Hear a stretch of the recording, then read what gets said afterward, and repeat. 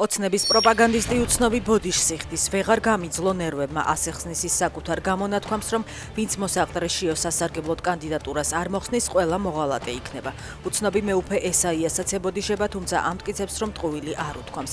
პროპაგანდისტს თავისივე გადაცემაში უპასუხა დეკანოზმა ალექსანდრე გალდავამ. არც ერთი ეპისკოპოსი, რომელიც არ მისცემს მეუფე შიოს ხმას, არ არის მოღალატე, თქვა მან.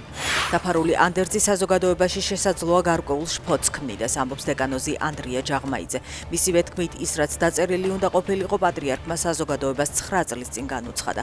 ჯაღმაიძე მიტროპოლიტ შიოს მოსაყდრედ გამორჩევას ილია მეორის ნების გამოხატულებას უწოდებს.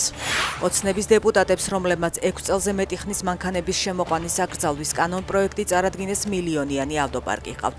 ქონებრივი დეკლარაციით გიორგი ბარვენაშვილი 1.600.000 ღირებულების 5 ავტომობილს ფლობს. ბეჟან წაკაძე 660.000 ლარიანი მერსედესით დადის.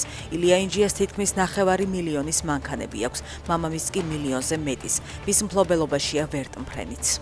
მომსახურების სააგენტომ სამ მოქალაქეზე მართვის მოწმობები არასწორად გასცა. სააგენტოს 4 თანამშრომელი უფლებამოსილების ბოროტად გამოყენებაშია მხილებული. მათგან ერთს ბრალი წარედგინა, 3 კი სამსახურიდან გაათავისუფლეს. გამოძიების ცნობით, მომსახურების სააგენტოს თანამშრომელი მის მიერ ჩაჭრილ კანდიდატებს პრაქტიკული მეცადინეობებისთვის დაახლოებულ პირთან აგზავნიდა, რაშიც სარგებელს იღებდა.